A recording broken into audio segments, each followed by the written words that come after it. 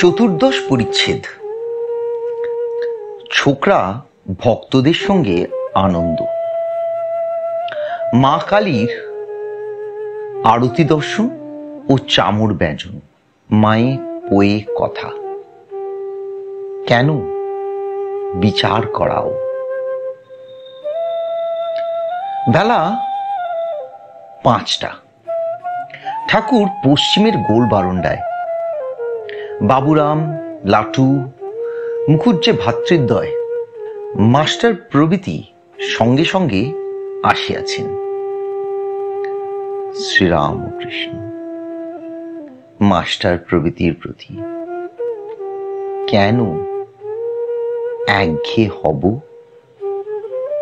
ওরা বৈষ্ণব আর গোঁড়া। মনে করে আমাদের মতই ঠিক, আর সব ভুল। যে কথা বলেছি খুব লেগেছে। সহাস হাতির মাথা অঙ্কুশ মারতে হয়। মাথায় নাকি ওদের কোষ থাকে। সকলের হাস্য। ঠাকুর এইবার ছোকরাদের সঙ্গে ফষ্টি নষ্টি করতে লাগলেন। শ্রীরামকৃষ্ণ ভক্তদের প্রতি আমি এদের ছোকরাদের কেবল নিরিমিষ দিই না, মাঝে মাঝে আঁশ ধোয়া জল একটু একটু দিই। তা না হলে আসবে কেন? মুখুজ্জেরা বারান্দা হইতে চলিয়া গেলেন। বাগানে একটু বেড়াইবেন। শ্রীরামকৃষ্ণ মাস্টারের প্রতি আমি জপ করতাম, সমাধি হয়ে যেত।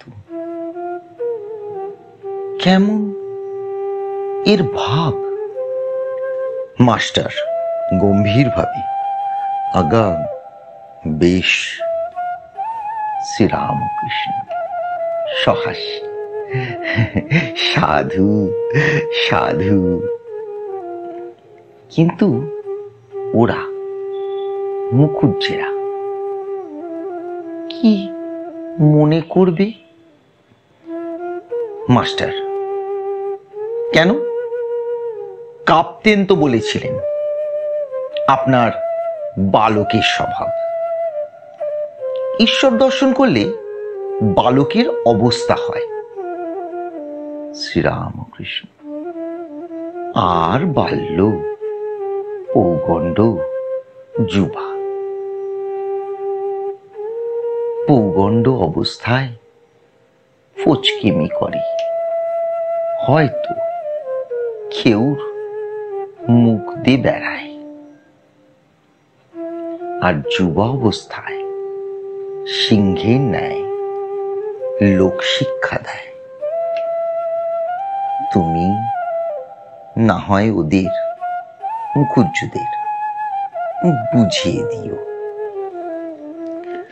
মাস্টার আগাম আমার বোঝাতে হবে না, ওরা কি আর জানে না? শ্রীরামকৃষ্ণ ছোকরাদের সঙ্গে একটু আমোদ আহ্লাদ করিয়া একজন ভক্তকে বলিতেছেন, আজ অমাবস্যা, মার ঘরে যেও। সন্ধ্যার পর আরতির শব্দ শোনা যাইতেছে। ঠাকুর বাবুরামকে বলিতেছেন, চল রে চল কালী ঘরে। ঠাকুর বাবুরামের সঙ্গে যাইতেছেন। মাস্টারও আছেন। হরিশ বারান্দায় বসে আছেন দেখিয়া ঠাকুর বলিতেছেন, এর আবার বুঝি ভাব লাগলো। উঠান দিয়া চলিতে চলিতে শ্রী শ্রী রাধাকান্তের আরতি একটু দেখিলেন। তৎপরই মা কালীর মন্দিরের অভিমুখে যাইতেছেন। যাইতে যাইতে হাত তুলিয়া জগৎমাতাকে ডাকিতেছেন, ও মা, ও মা ব্রহ্মময়ী। মন্দিরের সম্মুখে চাতালে উপস্থিত হইয়া মাকে ভূমিষ্ঠ হইয়া প্রণাম করিতেছেন। মার আরতি হইতেছে। ঠাকুর মন্দিরে প্রবেশ করিলেন ও চামর লইয়া ব্যজন করিতে লাগিলেন। আরতি সমাপ্ত হইল। যাহারা আরতি দেখিতেছিলেন এককালে সকলে ভূমিষ্ঠ হইয়া প্রণাম করিলেন। ঠাকুর শ্রীরামকৃষ্ণ মন্দিরের বাহিরে আসিয়া প্রণাম করিলেন। মহেন্দ্র মুখুজ্জে প্রভৃতি ভক্তেরাও প্রণাম করিলেন। আজ অমাবস্যা। ঠাকুর ভাবাবিষ্ট হইয়াছেন। গড় গড় মাতোয়ারা বাবুরামের হাত ধরিয়া মাতালের ন্যায় টলিতে টলিতে নিজের ঘরে ফিরিলেন। ঘরের পশ্চিমের গোল বারান্দায় ফরাস একটি আলো জ্বালিয়া দিয়া গিয়াছে। ঠাকুর সেই বারান্দায় আসিয়া একটু বসিলেন। মুখে হরি ওম হরি ওম হরি ওম ও তন্ত্রোক্ত নানাবিধ বীজ মন্ত্র। কিয়ৎক্ষণ পরে ঠাকুর ঘরের মধ্যে নিজের আসনে পূর্বাশ্ব হইয়া বসিয়াছেন। এখনো ভাবের পূর্ণ মাত্রা। মুখুজ্জে ভাতৃদ্বয় বাবুরাম প্রভৃতি ভক্তেরা মেঝেতে বসিয়া আছেন।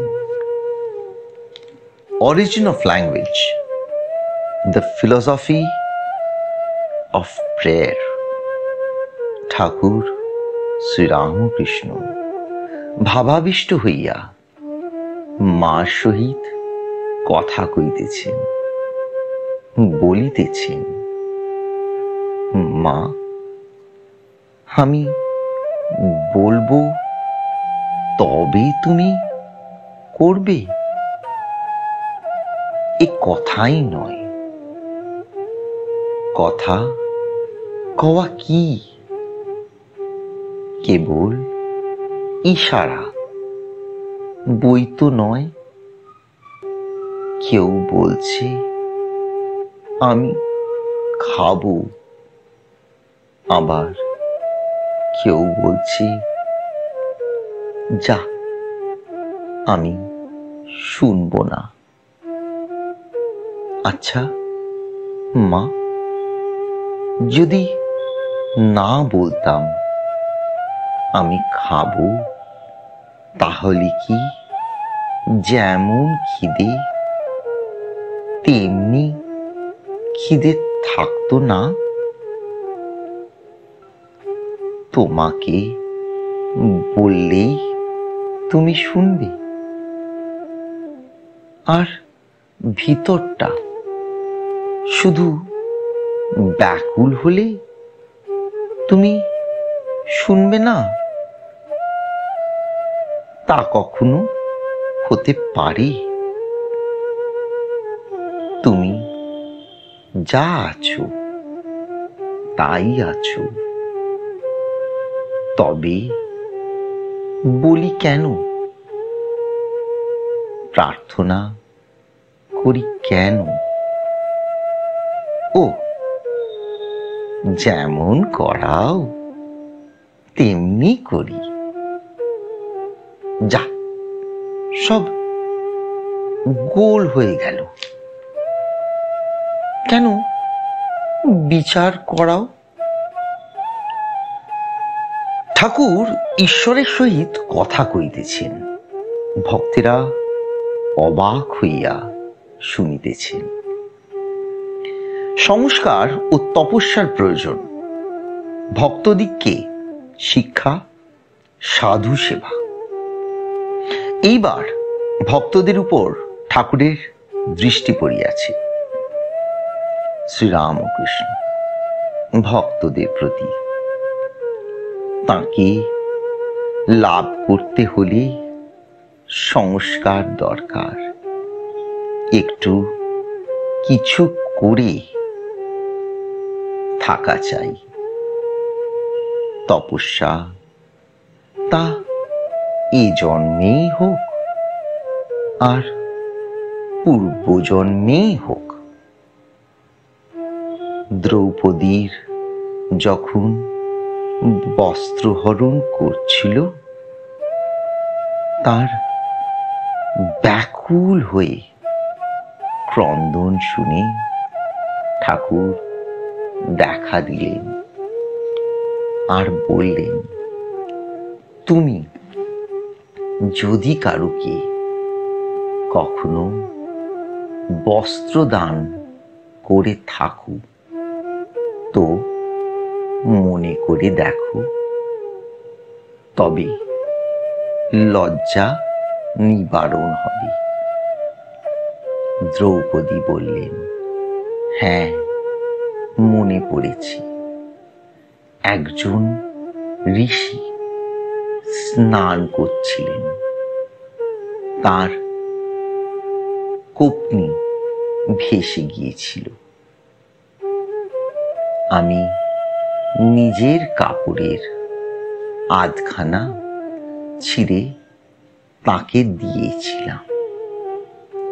ঠাকুর বললেন, তবে আর তোমার ভয় নাই। মাস্টার ঠাকুরের আসনের পূর্ব দিকে পাপোশে বসে আছেন। শ্রীরামকৃষ্ণ মাস্টারের প্রতি, তুমি ওঠা বুঝেছ? মাস্টার, আজ্ঞা, সংস্কারের কথা। শ্রীরামকৃষ্ণ, একবার বলো দেখি কি বললাম? মাস্টার, দ্রৌপদী নাইতে গিয়েছিলেন ইত্যাদি। হাজরার প্রবেশ।